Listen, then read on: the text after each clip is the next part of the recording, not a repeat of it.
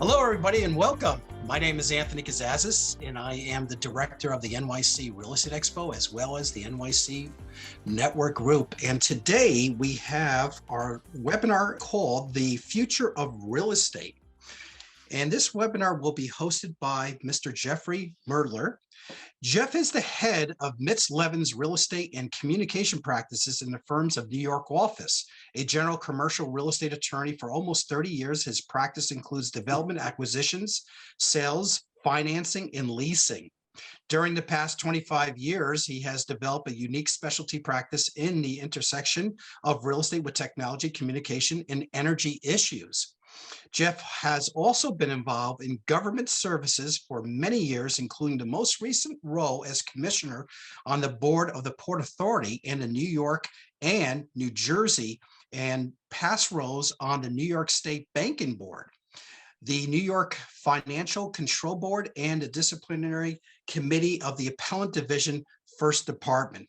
His guest today is Elliot Spitzer, former governor of New York and now CEO of Spitzer's Enterprise. Without further ado, ladies and gentlemen, Jeff. Good morning, everyone. Let's jump right in. So Elliot and I first met more years ago than we care to admit, 40 plus years ago in high school at Horace Mann in the Bronx. And a career-shaping time for my life. I met a teacher who changed my life, named Alfred Baruth, who ran an independent studies program, woke me up, got me interested in government and in reading in general. Who were some of your early influences that changed your life? I was thinking about my soccer coach. I mean, I'm impressed you remember. Actually, that's not quite true. It was Dan Alexander. The Horace Mann was a great school, and I didn't know we were starting it, but I remember it fondly. Sent all three of my daughters there, and which I suppose is a testament to the fact that I believe I did get a great education there. Dan Alexander was my history teacher. Phil Leaworth was a history teacher.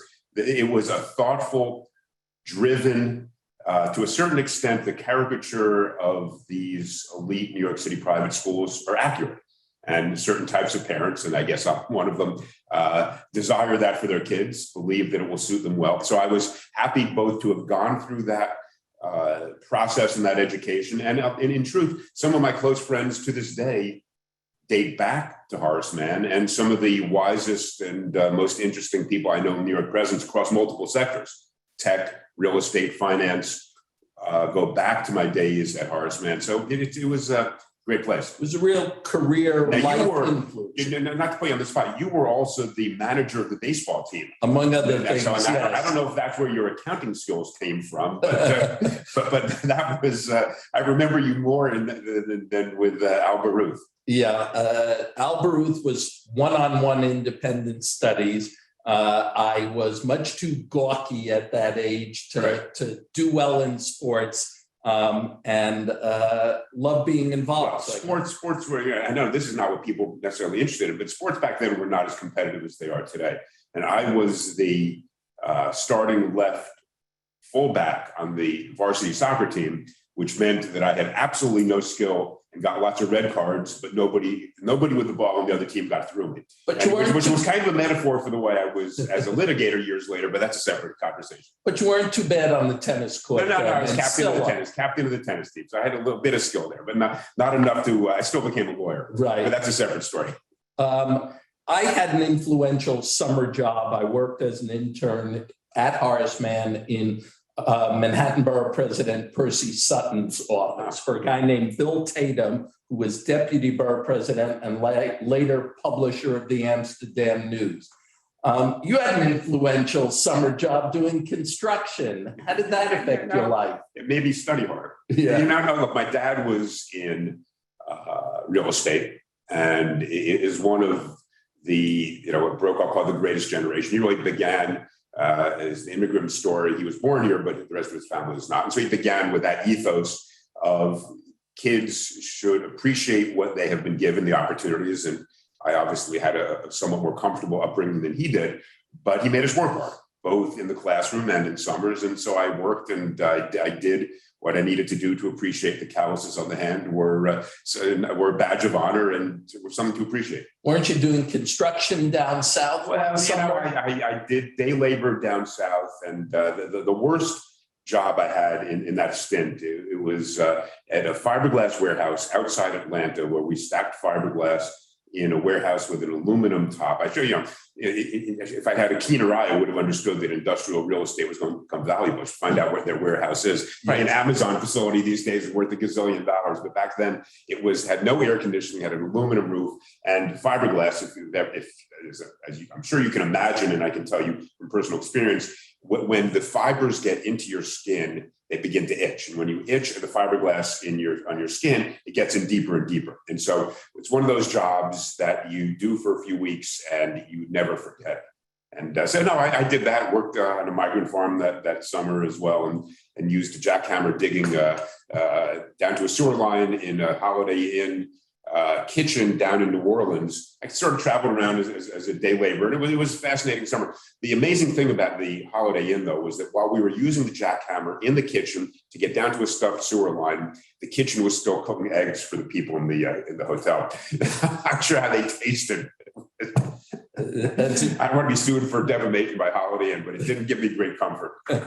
We both had strong, successful fathers that influenced our lives. I grew up watching my father when he was commissioner of buildings in New York City in the Lindsay administration, the youngest commissioner in the history of New York at that time. And our dinner table conversation was interesting. And once in a while, he dragged me out when he had to respond as commissioner to a building on fire so that he could slap the wall of the building and say condemned, and the fire department could knock the building down on the spot. You used to have interesting dinner table conversations. I was there once or twice. Well, my dad was more interested he was an academic at heart. And we discussed business, and he and I were very close. And over the years, I learned the business from my multiple conversations with him. Regardless of what my day job was, we were close and discussed it. But he was more interested in philosophy and politics, and he would have been happier, I think. He passed away a number of years ago now, but he would have been happier as an academic and would have been very successful. He's a very learned individual, and so appreciated that more than the material aspects of life. But no, it was demanding. You were expected to understand and know not only what had gone on in the world that day, but also to have thought about it and be ready to critique it. So it was like a Socratic, it prepared me for law school. The Socratic method in law school was nothing compared to dinner table back then. That's right. It was easy. It made it easier. Exactly. And you couldn't hide behind the law school was easy. You could sit in somebody else's seat and kind of hide or sleep in the back. That didn't happen at the dinner table. So it was fun. Actually, after the pressure that Horace Mann put us under, in my view, college and law school were walk in the park. It's interesting to circle back to Horace Mann. Certain schools do prepare you well, and I've seen this with my kids. When they moved on to college, they felt well prepared and comparatively probably better prepared than some of the students who had gone to other schools because expectations were high. Right. And again, this has nothing to do with the real estate conversation we're about to have, but I think high expectations are a good thing. And accepting mediocrity is not. And it makes, as we get older and become old and cranky, I think we all worry about the next generation that is willing to accept mediocrity rather than accept standards and success and strive for standards and success. Right. We also both clerked after law school. Yeah. I clerked for Charlie Bryant. You clerked for Judge Sweet. Right. And we both started in government service. Right. I worked in the mayor's office under Abe Beam. You worked under legendary DA Bob Morgan. Right. So those were great, influential careers. I was very fortunate. I had 3 lawyers for whom I worked, whom I look back on as having been instrumental in sort of framing me as a lawyer. Judge Sweet, who had a remarkable sense of justice. He was an interesting mix of government and private sector lawyering. He'd been a deputy mayor under Lindsay, and first deputy mayor at one point, briefly, I think, and loved the politics, but also was a litigator at Skadden and was a very schooled, smart, technical lawyer as a judge, we were more outcome driven. He was a district court judge. We didn't need to write the lengthy opinions with footnotes that we used to deride the Second Circuit as the guys upstairs who always screwed things up. And now that I don't practice, I can say that. They were too esoteric, didn't understand the real world. But Judge Sweet was a great mentor. And Arthur Lyman, when I was at Paul Weiss, who was in a way the dean of litigators. He was in that unique position where he was a counselor, which I think was what lawyers aspire to be, and very few actually are. But he really was. He was a remarkable intellect. And then, as you mentioned, Bob Morgenthau, who as a prosecutor defined and helped me when I moved on, was Attorney General, helped me understand what that role of government lawyer was all about. So Charlie Bryant had a similar philosophy to Bob Sweet. His philosophy was, if the first thing you have to do when you walk in the courtroom is figure out who got screwed and who did the screwing, then you make the case law work to get to the right result. Very similar to Judge Sweet's view, which is that we were there to dispense justice. And obviously the legal framework set the guardrails and dictated outcomes, but in real life dynamics, as you said, there's usually somebody who had a more compelling story as a matter of justice and ethics. The other thing I learned from Judge Sweet is he played a tennis game once a month, and I would never bring a complicated decision to him on a day when he'd lost. It was a real life decision about getting decisions made. Figure out if the boss is in a good mood or a bad mood before you bring something to him. We had an option with Judge Bryant. He was very clear about it. You can write a decision however you think is appropriate. But if I don't like it, after I read your decision, I'm going to rip it up and then you write it the way I want it. It was similar, although the workaround on that was, I don't know, I assume when you were clerking, there's something called the 60-day list. Yes. Decisions. I think it was 90-day list. We have 60 days. Decisions, motion decisions were supposed to be issued within 60 days, or else the case would appear on a list, and the chief judge of the district would look at how many cases you on the 60-day list and say, no, not good. So a really tough decision, I would always put on Judge Sweet's desk on day 59. He didn't want the cases to be on the 60-day list. And so I said, okay, Judge, if you really don't like it that much, you're going to have to put on the 60-day list. Otherwise, you're going my way. This is sort of the subtle negotiation that you participate in. I was never smart enough to do that. Last thing before we turn to real estate, you had a great experience when you were in the DA's office doing the garment industry investigation and listening to the tapes. What do you hear on the tapes? Well, the backdrop to this is one of the cases that Jeff's alluded to. I was pretty junior in the office, but in the Rackets Bureau. And this is back when organized crime had become what I call the white collarization of organized crime. Organized crime, yes, there were people beaten up, and there was thuggery, and there was loan sharking, et cetera, et cetera. But really, organized crime had taken over the fish market, they'd taken over carting, they'd taken over the concrete industry. And the case I made was related to the garment industry, where control by organized crime emanated from the trucking companies. And in order to demonstrate this, we ran a sting operation. First, as a small trucking company trying to get into the business, and then as a sweatshop. And then we got probable cause from that to put a bug in Tommy Gambino's office, it was better than anything that comes out of Hollywood in terms of how the state troopers did it. It really was a remarkable thing. And the intercepts were remarkable. And we were listening. I would get the tapes the next day. The prosecutor couldn't listen in real time. That was for the troopers, but I would listen to 8 hours of tapes a day. And some of the intercepts really were quite remarkable. And two of them in particular, one of them, Tommy Gambino and Joe Gambino shared, and Joe passed away last year. There was an interesting obituary kind of in the New York Post about him that referred to the case, obviously talked about it as the downfall of the Gambinos, but they shared a big desk, a partner's desk. So they would talk to each other over the course of the day. And one day, Joe leans to Tommy. Joe was more had rougher edges. He was, a bit more street. Tommy was a very sophisticated guy. And he said, if the FBI ever listens to these tapes, they're going to say, we ran a hell of a good business. And they did. But the problem was they ran it because no customer could refuse to pay them for the obvious reasons.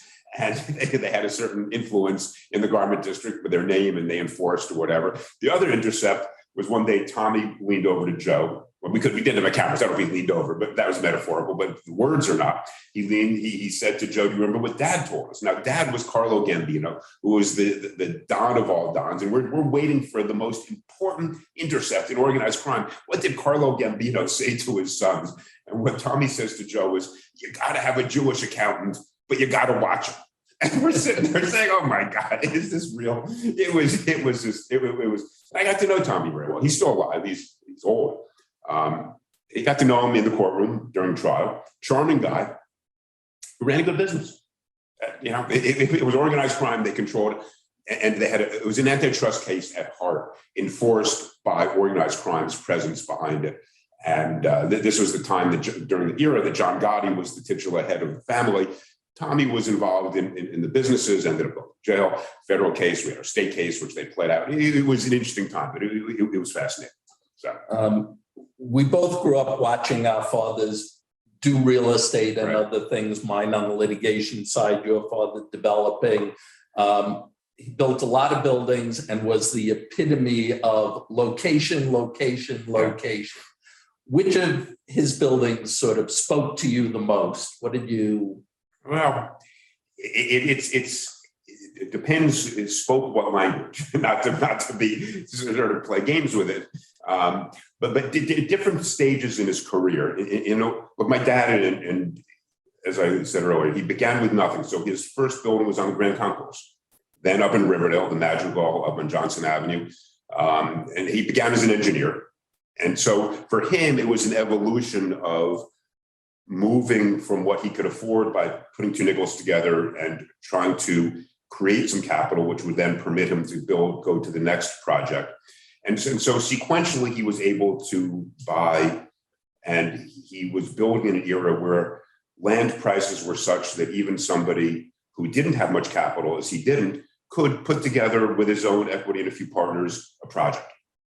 And he loved his sense of aesthetics, and this is why the buildings speak to me, because I see them through his eyes. He loved 200 Central Park South, which he built in 1962 or 1963. Big curved building, still stands on Central Park South, corner of 7th Avenue. Sweeping curve, which he thought was a gracious way for the city to meet the park. He loved the park. He built 5 buildings around Central Park. I think more than any other individual building. He built 800, 985 and 1050 Fifth Avenue, 200, 210 Central Park South.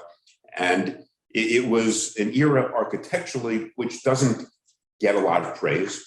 Sort of the 1950s, 1960s to the 1990s are not an era where great monuments to architecture were built. We've kind of moved back with the 15 CPWs, 220 CPSs of sort of grand architecture again on the residential side. So he wasn't in that era, but I think 200 was gracious and aesthetic, captured with its balconies and its continuous curves, a sense of aesthetics that he really appreciated. And then the Corinthian at 38th and First, which again, he loved the undulations. And everybody thought he was crazy buying the old East Side Airline terminal at that auction.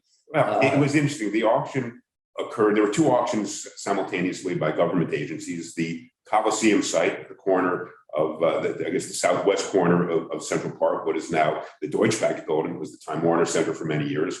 And it took many years for that project to evolve. Eventually Related built it, and a great project.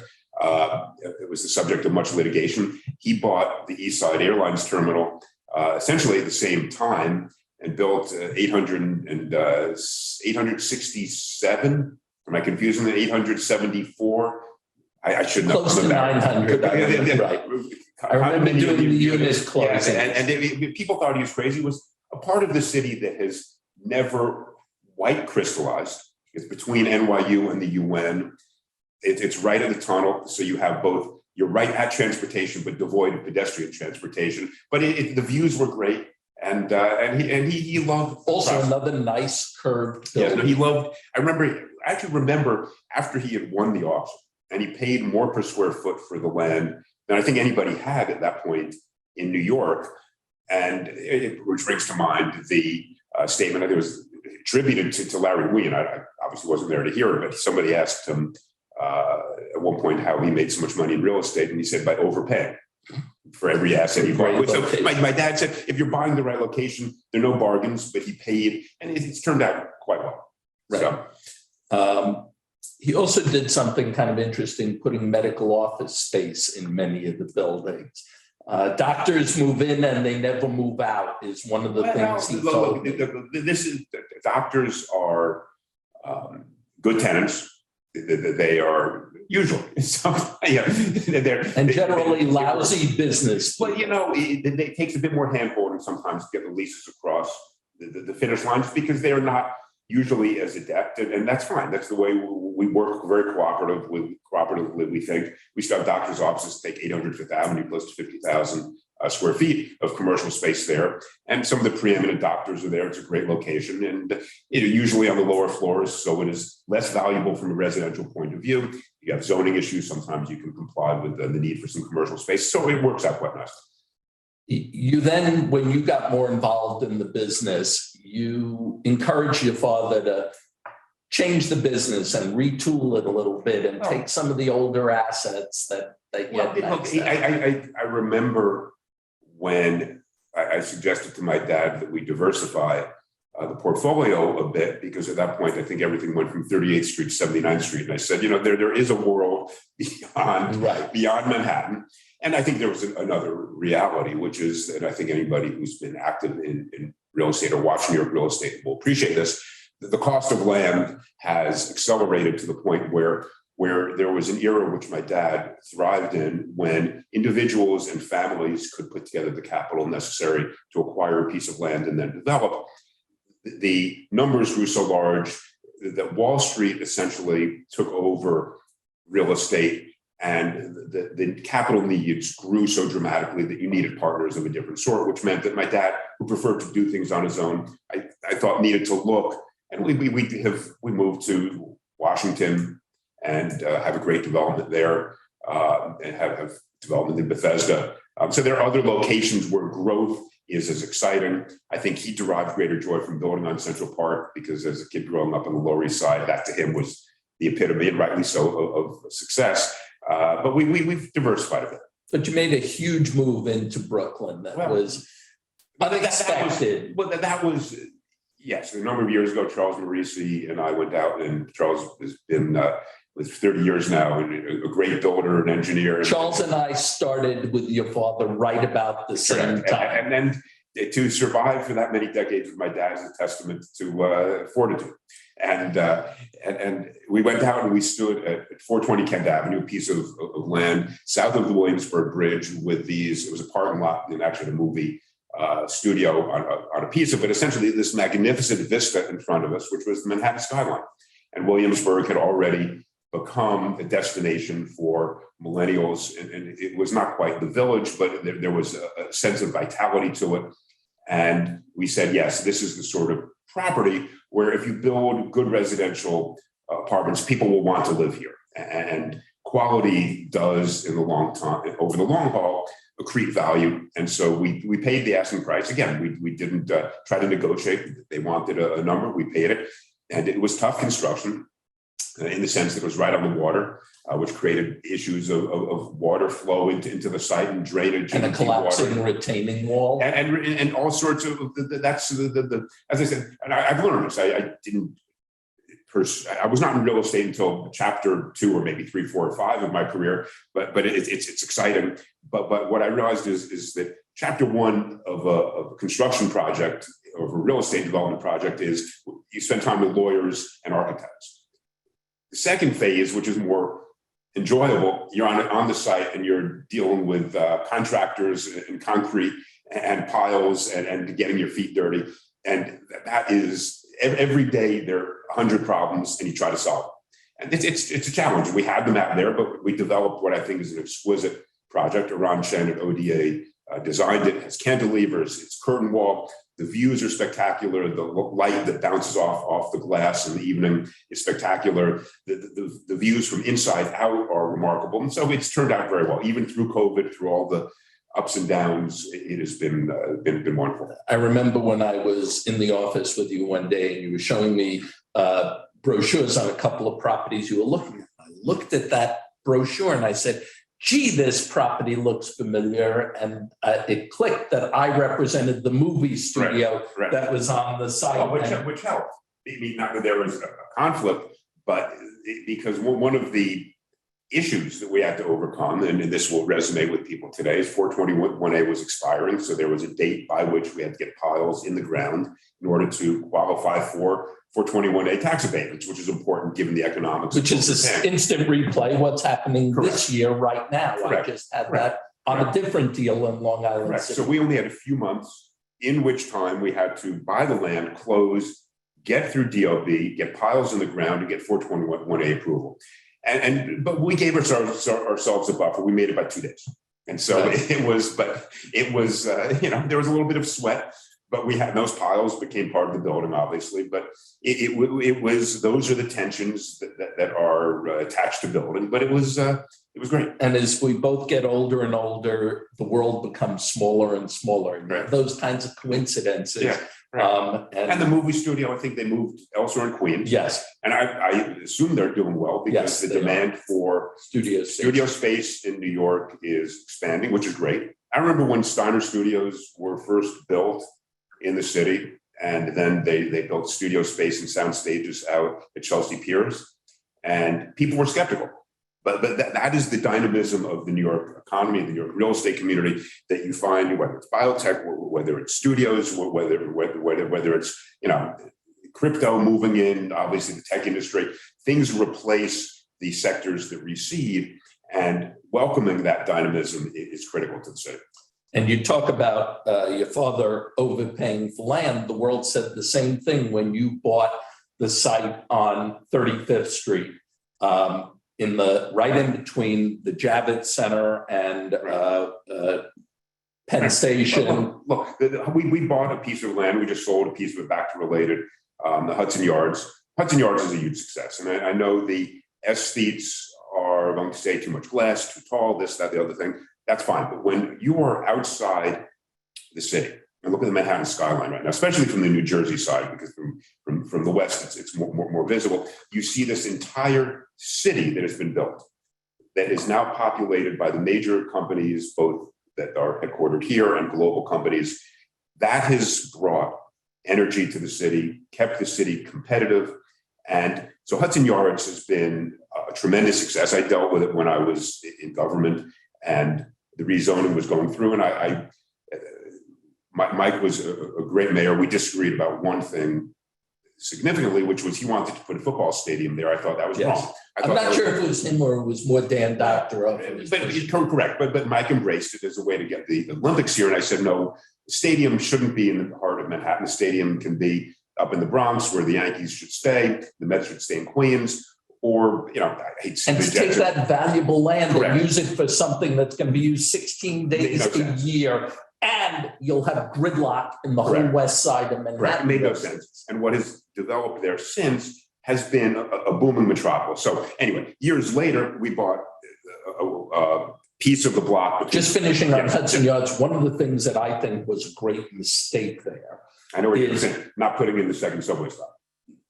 That's also, but no, I was thinking about, there was a discussion at one point of moving the Javits Center onto the Hudson Yards site. So you only build a 3-story building and don't have to invest so much in the debt. And then building Hudson Yards where the Javits Center. This was called the flip, because the idea was to flip. And I think give credit where credit is due. And I'm probably stepping on somebody's toes when I say this. I heard it first from Gary Barnett. I thought it was a great idea. It was too late in the game. I think I was either about to become governor, was already governor when I first focused on this idea. And so it was too far. Train left the station, right metaphor perhaps for that part of the city. But the idea was, as you say, take Javits, put Javits where the platform was built, which would have diminished the cost of the platform, and take where Javits is and build that as either residential or commercial, or a mix of the two. And it would have been better from a construction point of view. Didn't happen, obviously, but nonetheless, Hudson Yards is, again, as the city evolves, has been a huge success, continues to be. You look at the amount of square footage that the tech companies have there, as well as finance, insurance, real estate. It's great. Now, I think the next major epicenter of growth is going to swing back to Grand Central. And the reason I say that is both the JP Morgan building, which right now looks like some monster of steel coming out of the dirt. It's kind of fun just to drive by and say, wow, look at that craziness. It looks like a Marvel comic book movie coming to life. But you have that, you have the Hyatt Hotel tear down. And one Vanderbilt. Yeah, one Vanderbilt, which has been built, a spectacular building by S.L. Green. And then you have a couple of potential development sites as a result of the new upzoning. But that's right, the upzoning has helped enormously. But just as important as any of those individual buildings is the transportation uptick for East Side access, which will make Grand Central once again, I think, the epicenter of easy access from outside the city back into Midtown. And transportation, in my view, has always been the key to urban life. I've said this before, and I've said it to people in government for years. If you want to invest in housing in New York State, in New York City, in New York City in particular, the way to invest in housing is to invest in transportation, because transportation permits new parts of the city to be accessible to the jobs. And that will drive huge private sector investment that will build tens of thousands of units that will swamp numerically the number of units that the state manages to persuade people to build through 421A and other tax gimmicks that at the end of the day, they may be good, but they're incremental. Transportation is what drives the city. That's true. I had the pleasure of spending almost 6 years as commissioner of the Port Authority, being involved in transportation project. Something I never would have anticipated, my focusing on transportation, but rebuilding the World Trade Center, also building the transportation hub there and the Fulton Station is critical to rebuilding that area. And that's also done. It is, when I look at investment now, what do people think about? They want, obviously, the amenities, they want new construction, they want the sort of top line affordability, depending upon what price point you're building to, but they want access to their jobs and access to the type of lifestyle. So, we're building, I don't know, we'll wander around this or not, some buildings in Jersey City right now. Jersey City's proximity on the PATH train to Midtown Manhattan is remarkable. And that's what makes it a great destination. Sure. Going back to Hudson Yards, 451 10th, kind of an interesting building with a unique healthcare component to it. Well, it is related, and I are partners. It's actually technically a leasehold, and then they brought in Atria and Wellesley. I mean, as finance, but Wellstone, but a great building. The top 2/3 is going to be traditional residential. The bottom is going to be senior assisted living. Something that, as the years go by, I keep looking around and saying, okay, where am I living eventually? It's going to be it's a dynamic market. The pro forma looks great. Atria is a top line provider. They've done well. They obviously had, as any sort of nursing home / senior assisted living company would through the COVID, had a new dynamic to live through, but they've done great. And we're very excited about it. It's an important service to provide for the city. But related, and you are building a new model there of sort of an upscale assisted living, senior living kind of residence. It's not inexpensive. And I think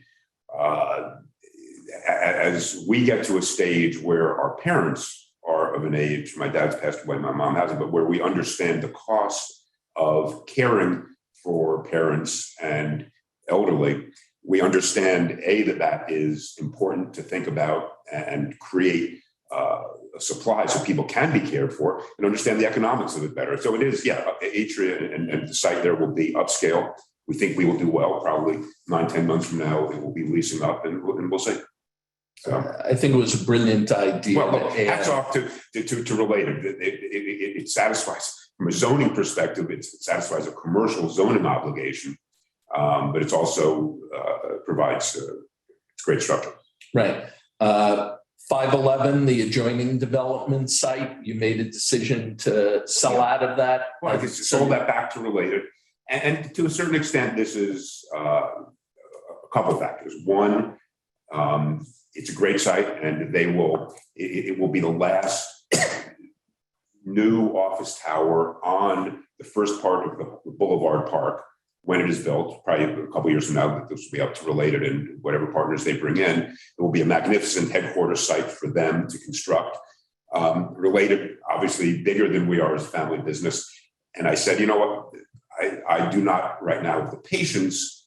We do financially, but not emotionally. I'd rather take the capital back and put it into other projects that we're doing that are residential, that are more in our sweet spot in terms of how we understand capital flows and returns, and give us the payback right So away. you mentioned earlier Jersey City. Tell us a little about what's going on there. Jersey City is great. And I'm a New Yorker. I'm loyal to New York. Obviously, my political career was here. But Jersey City is part of the New York economy. And we were looking for some next development sites. And we are in Journal Square, right at the top of Jersey City itself, on Summit Avenue, named appropriately. It's right at the summit of of Jersey City. And the only downside to that is the geology of it is the rock that it emerged over the millennia, hundreds of decades. It is very hard, so you have to dig down into the rock to put the foundations in, but that's okay, that's part of construction. But the views from there of the Manhattan skyline are remarkable. It is a vital, dynamic, creative community, somewhat akin to what Williamsburg was 10, 15 years ago. And remarkably, the Pompidou Museum from Paris has just decided to relocate or to open its US branch in Jersey City, 1 block from where we were building on Summit Avenue. It's very exciting. So I think it's a nice marker that Jersey City is not just a place where people sleep and then commute into Manhattan. It is its own cultural destination, a very vibrant community. Offices are moving to, and have over many years now, to the Jersey side, part of the same metro economy, but Jersey City is booming as a very welcoming environment. Steve Fulop, who's the mayor there, is a good guy, balances properly the needs of the community in terms of housing, but also understands that having the growth is good for his city. So you mentioned people commuting to the office. I still live up in Riverdale. I'm a spoiled guy. I drive in every day. My law firm's office is still closed and has extended back to office to January 4th. Right. I hope we'll be back then. I've been forcing myself the last couple of months to go in 1 day a week on average, right. Sometimes more. You've been back in the office earlier. Right? I think maybe it's because real estate companies felt some obligation to reestablish the value of real estate. So there was an emotional obligation to come back. We moved back sooner, I think about 2 months after the COVID crisis, gradually, but then full-time, not that much thereafter. I think office occupancy citywide is still in the mid 40% range. And I'm not sure we will ever get above 75 to 80 on the theory that if the 3 days a week, 4 days a week becomes the norm, then by definition, you'll get to that 75, 80%. But I think people will go back to the office. There is both an efficiency gain, there is the obligation to train a younger generation. I think law firms, investment banks in particular, feel that people who are 2-3 years out can't learn their business, can't learn the trade if they're sitting at home just on a Zoom call. It doesn't work. Negotiation, crafting a brief, strategizing. And so I think there is the learning element of it. There's the socializing element of it. People like to get to the office and have a social dynamic that isn't just at home. Sitting at home all day in your pajamas is fine theoretically, but does begin to wear one down. And I will tell you we saw something which everybody has now seen and understands. I think for the first few months, kids moved back and lived in their parents' basements. Yes. And then there was a moment where suddenly the parents woke up and said, enough. The kids woke up and said enough. And so suddenly the tide shifted back and kids left the basement and wanted to return to a social dynamic, which is what makes New York City what it is. And I agree 1,000%. I want to be back in the office. Will I go back 5 days a week? Right. Maybe not, more like Right. 4 days a week, Right. but I have to have a physical office, to have a place to meet with Right. clients, a destination, and that issue of mentoring and training younger people. It's been tough. The work from home part for me has not been a problem, but the networking, staying in touch with Right. clients, getting to know new clients. I think the last piece of it in particular, if you're a lawyer and trying to generate business. You really can't do that on a Zoom call. You can't do that sitting at home. It doesn't work because, as I haven't been on both sides, having been the lawyer and now a client, you meet lawyers whom you respect and you use them as a consequence. And so lawyers want to be in that dynamic where they will generate clients that way. And it's necessary. What do you see as the path forward for New York? How long will it take to rebound? Well, we've already rebounded to a certain extent. We're not, I think the low point was late spring of last year, early summer, when there was both an economic, a medical, and almost a psychic void here. I mean, we think back to the protests, the political divisiveness, which we still haven't overcome in its entirety, of course, but there was almost a sense of despair and retail establishments that had plywood covering their storefronts. I mean, that was the low point. Now, I was down, stayed in the city last weekend, was down in the Village. It was booming. There were lines before the hailstorm came through, lines outside for people to get into restaurants, to get into art galleries. So New York is back with that energy. Theater is reopening, the cultural institutions. I've always said New York, a great book by Richard Florida, The Creative Class, that cities exist because of intellectual creativity and are magnets for creative people. And so the cultural institutions are what drive New York City. They're back, they're reopening. Tourists are coming back to benefit from that. Office space will be used at a greater level of capacity shortly. Residential leasing is way up, which reflects the desire to be back here. And bigger apartments. And bigger apartments. Because people now need a workspace. Or they need spaces to work in the buildings, the amenities. But what we need to escape is what I call the politics of stagnation, which is a dangerous thing that politically it's always easy to say no. And I think people, certainly in the circles in which I travel, having said no to Amazon, the Amazon headquarters was a mistake. Huge mistake. And I hope will be looked back upon as, again, such a mistake that we will learn from it. We need to be welcoming to the new sectors that will drive growth. And as much as, fire, finance, insurance, and real estate had driven the city's need for commercial space for several decades, that's transition. It is now Facebook. It is now Amazon. It is now the new tech companies, biotech. Who knows, right? I mean, the beautiful thing about tech is we can't predict it unless you're a futurist. And so we need to welcome that and say, we will make ourselves open to that sort of next step. You mentioned infrastructure earlier.